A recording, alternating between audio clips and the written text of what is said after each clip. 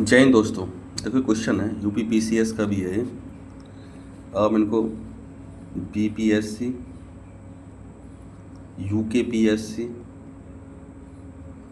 UPSC कहीं भी आ सकते हैं क्वेश्चन ये, ठीक है। और भी एग्जाम में आ सकते हैं, ठीक है। क्वेश्चन क्या है, निम्नलिखित कथनों पर विचार करें, ठीक है। महाजन पदों में केवल अश्मक ही दक्षिण भारत में स्थित था, ठीक है। कंबोज उत्तरापथ में स्थित था। आधुनिक बुंदेलखंड का इलाका प्राचीन काल में मत्स्य महाजनपद था, ठीक है। जो बुंदेलखंड का इलाका आपको पता है कहाँ पे, यूपी के अंदर आता है वो, तो मत्स्य महाजनपद का हिस्सा था वो, ठीक है। इसका कहना ये है, ठीक है। तो इसमें कौन सा कथन गलत और कौन सा सही है बताइए। पढ़ो क्वेश्चन को सही से। देखो, महाजनपदों में केवल अश्मक ही दक्षिण भारत में स्थित था, ये सही है, ठीक है। कंबोज उत्तरापद में स्थित था, इसका मतलब उत्तर दिशा में कौन सा, कंबोज स्थित था। आधुनिक बुंदेलखंड का इलाका प्राचीन काल में मत्स्य महाजनपद था, ये गलत है आपका, ठीक है। ये मत्स्य नहीं था, ये कौन सा था, चेदी महाजनपद था। ये कौन सा था, चेदी महाजनपद। और किसके नदी किनारे स्थित था, ये यमुना नदी, ठीक है दोस्तों। ये आप इसको याद रखना। तो क्वेश्चन इसमें आंसर क्या होगा, इसमें केवल 3 गलत है, ठीक है दोस्तों। नेक्स्ट क्वेश्चन देखो, अभिकथन ए और दूसरे को कारण आर कहा गया है, ठीक है। अभिकथन ये ए है और कारण ये है, तो ठीक है पढ़ो।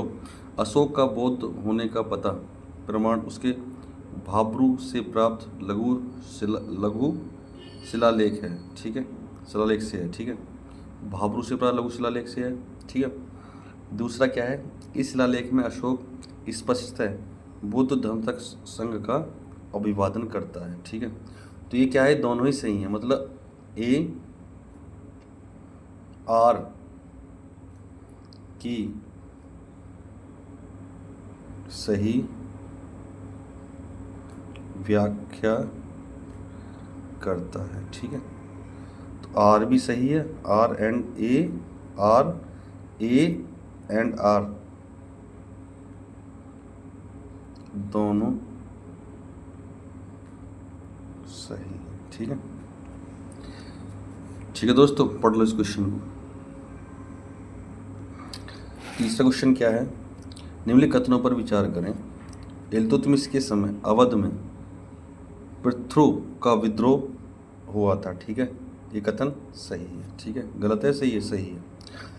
अलाउद्दीन द्वारा राज्य के आंतरिक विद्रोह से निपटने के लिए रक्त व तलवार की नीति अपनाई थी, ठीक है। ये क्वेश्चन सही है, गलत है बताइए। गयासुद्दीन तुगलक के संदर्भ में निजामुद्दीन औलिया ने कहा था दिल्ली अभी बहुत दूर है, ठीक है।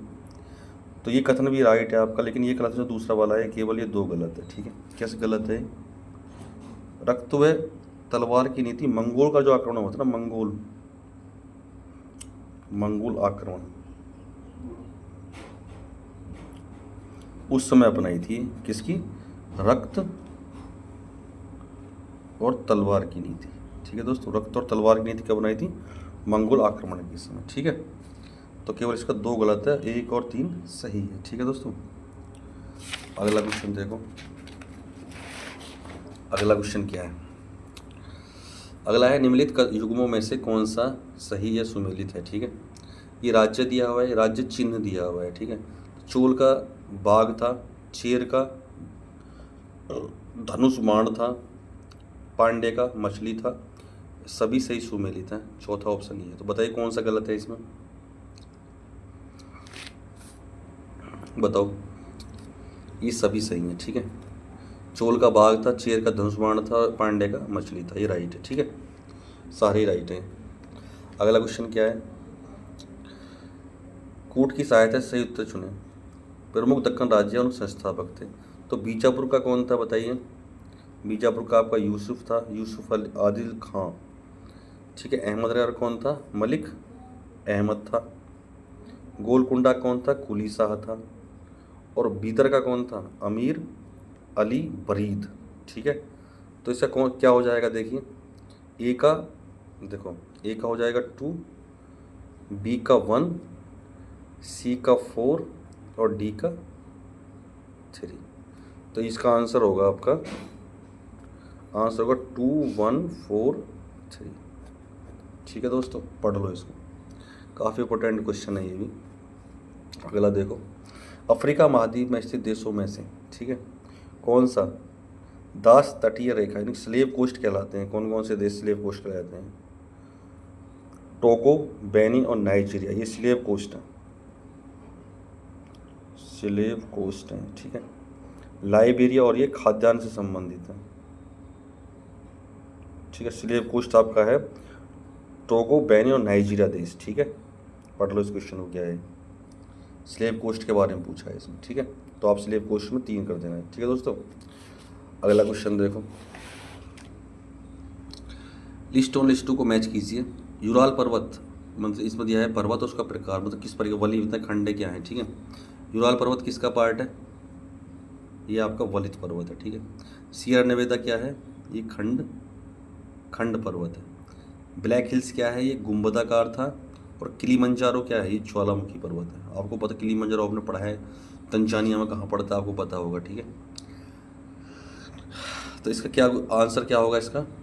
जब मिलाएंगे हम इसका, ए का 4 और बी का 3, सी का 2 और डी का 1, इसका ये आंसर होगा। ठीक है, 4 3 2 1 इसका राइट आंसर है। ठीक है, पढ़ लो दोस्तों इसको।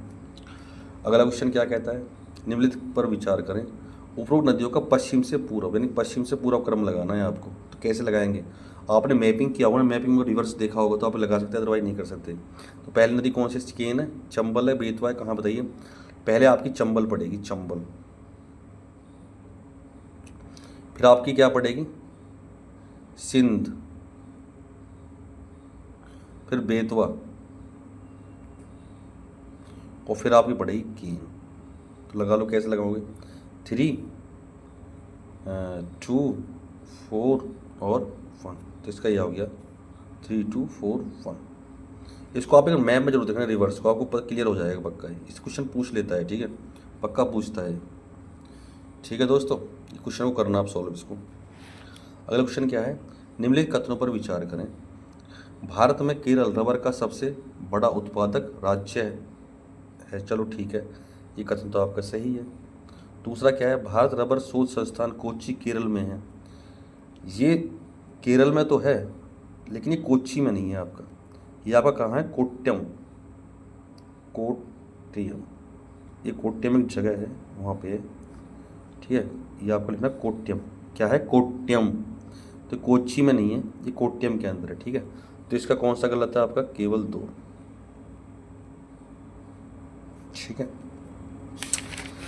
अगला क्वेश्चन देखिए। अगला क्वेश्चन क्या है? निम्नलिखित में से कौन सी एक सेल आग्नेय चट्टानों के रूपांतरण से नहीं बनी? नीस आग्नेय से बनी है, एम्फी बोलाइट ये भी आग्नेय से बनी है, सिस्ट भी आग्नेय से बनी है, लेकिन फाइलाइट आग्नेय से नहीं बनी हुई है। ठीक है, आपको बताना है कि फाइलाइट किससे बनी हुई है? आग्नेय चट्टान से तो किससे बनी हुई है फिर? ठीक है, ये आपके लिए कमेंट में बताना, या आपको ढूंढ के बताना इस क्वेश्चन को। ठीक है, ये तीनों तो राइट हैं, ये ऐसा गलत है। ठीक है दोस्तों, तो इसका आंसर हो जाएगा डी इज रॉन्ग। ठीक है, तो इसको आपको ऐसे सॉल्व करना है। ठीक है दोस्तों, जय हिंद।